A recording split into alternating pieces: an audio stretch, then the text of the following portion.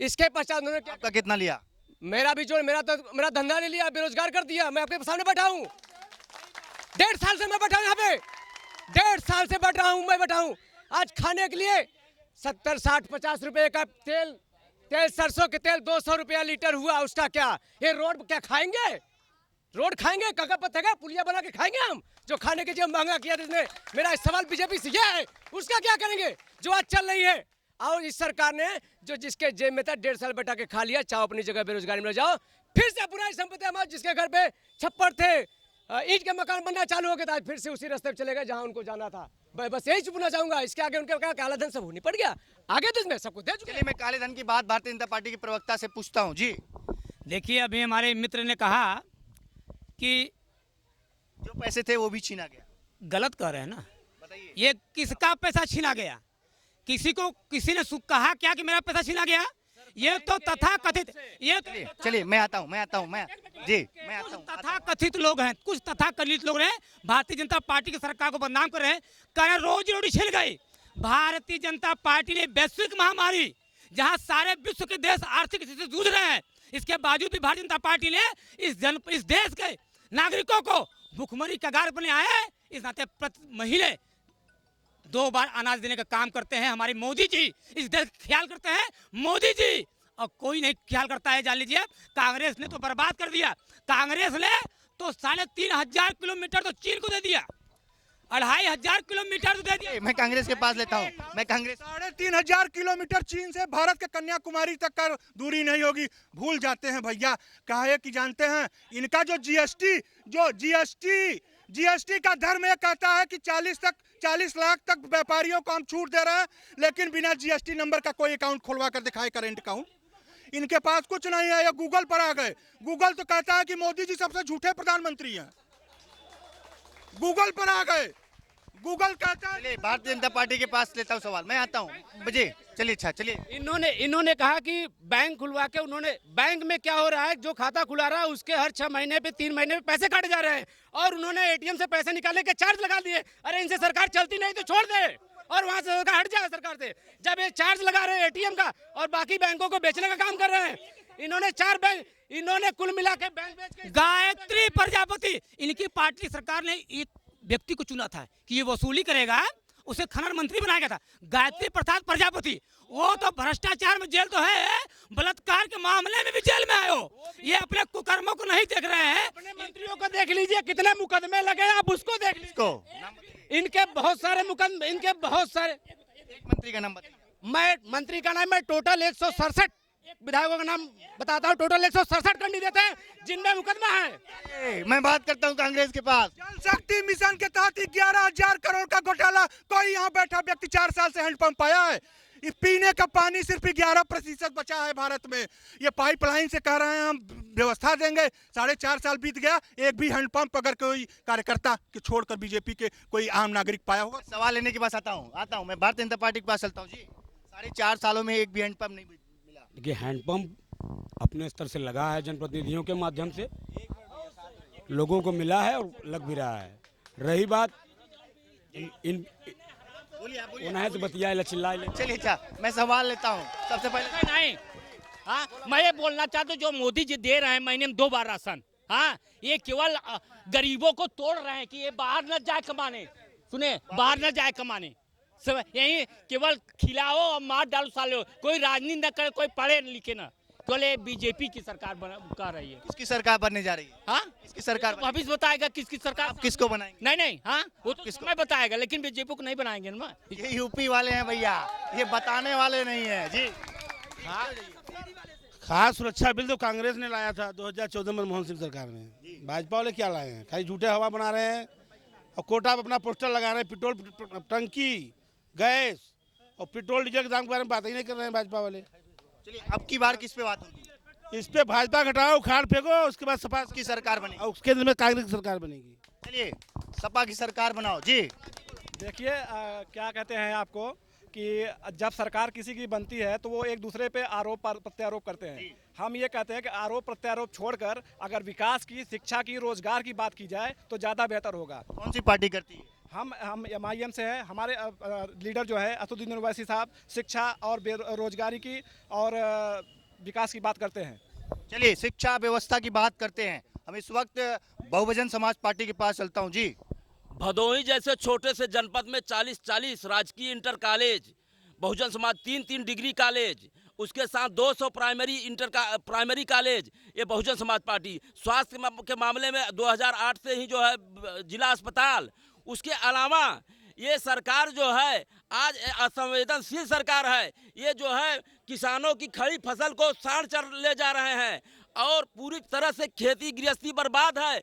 आए दिन रोज जो है सड़कों पे हादसे हो रहे हैं, लोग मर रहे हैं। कोई अस्पताल नहीं है यहाँ, केवल अस्पताल जो है रिफर अस्पताल बना हुआ है। किसी को चोट लग जाए, किसी को गंभीर बीमारी हो जाए तो हो जाएगा बनारस और जो है सोनभद्र रिफर किया जा रहा है। ऐसी असंवेदनशील सरकार आज तक भारतीय इतिहास में नहीं रही। ये मानव विरोधी है, मानवता विरोधी सरकार है। मैं समाजवादी के पास चलता हूँ जी। स्वास्थ्य के लिए अगर माननीय अखिलेश जी ने दिया है तो एम्बुलेंस दिया। इन लोगों ने क्या किया? सिर्फ नाम बदलने का काम किया। आज 100 नंबर की पुलिस आई थी, उसको भी इन लोगों ने नाम बदलने का काम। ये सिर्फ नाम बदलने का काम करते हैं, काम कुछ भी नहीं करते हैं। चलिए मैं भारतीय जनता पार्टी के पास चलता हूँ। जिस तरीके की कवायद उठी है जनपद की, अभी जिस तरह से बहुजन समाज पार्टी के कह रहे जिला अस्पताल 2008 का मामला था, 2012 तक का पावर में थे। लोकार्पण भी करते, शिलान्यास भी करते और उद्घाटन भी करते। लेकिन रही बात यह कि भ्रष्टाचार में लिप्त बहुजन समाज पार्टी ने, इनके विधायक और मंत्रियों ने ही उसका उद्घाटन किया और उसका पूरा फंड गटक के चले गए। आज इसलिए यह जनपद के लिए सबसे बड़ी समस्या बनी हुई है। सफाई कर्मी का भी मामला इन्हीं के हाथ लटका है। समाजवादी के मित्र कह रहे हैं कोर्ट में प्रक्रिया थी, तो अगर कोर्ट की प्रक्रिया तब थी तो आज भी कोर्ट की ही प्रक्रिया है। जब आप नहीं कर पाए तो उसका हाँ, लेकिन हाँ इतना जरूर कहना चाहूंगा कि चीजें अब अंतिम चरण में हैं।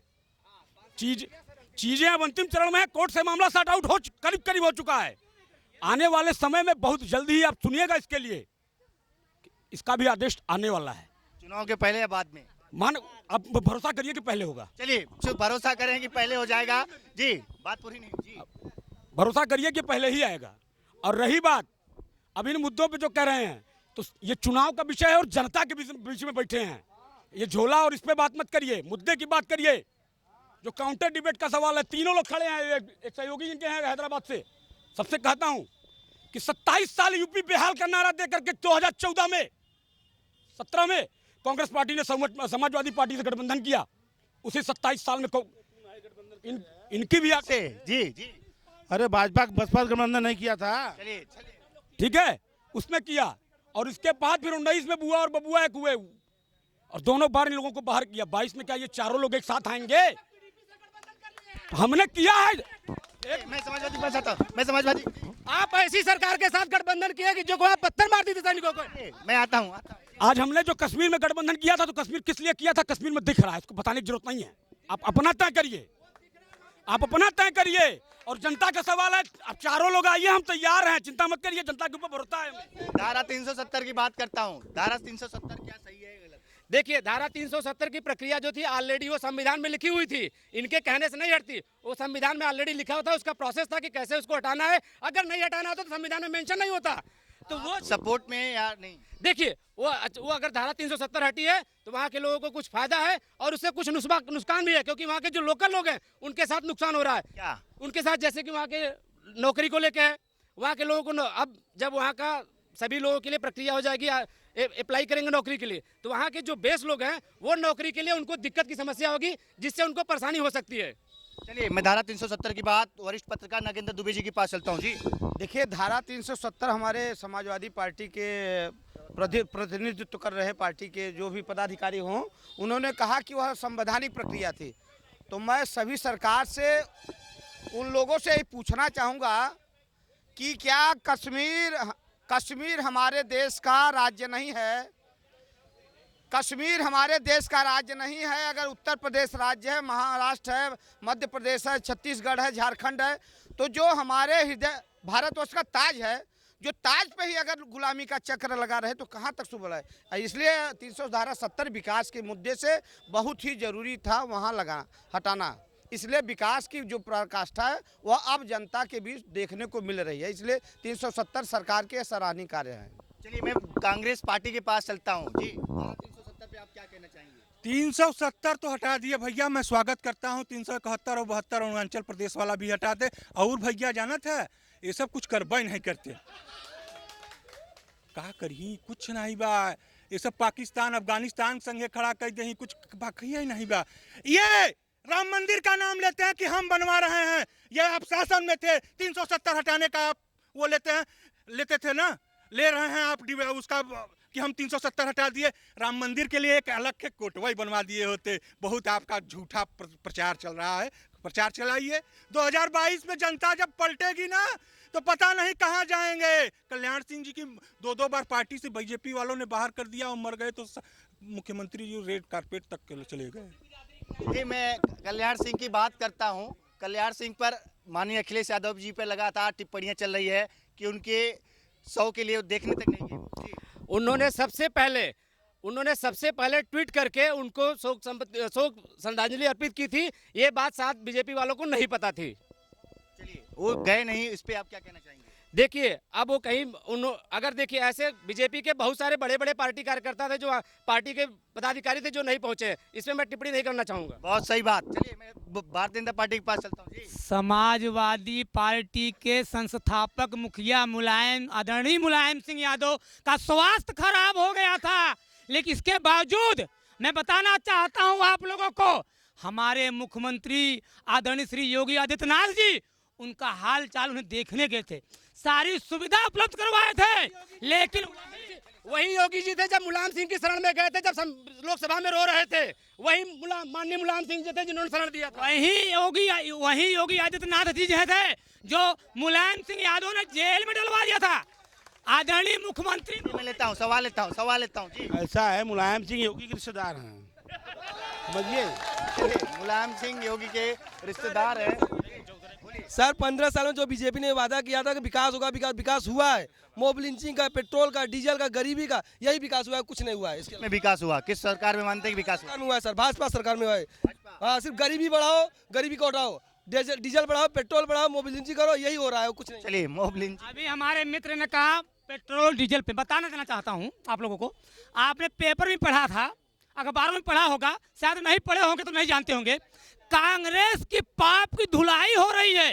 जो कर्जा लाद रखा था उन्होंने, उसकी भरपाई भाजपा कर रही है।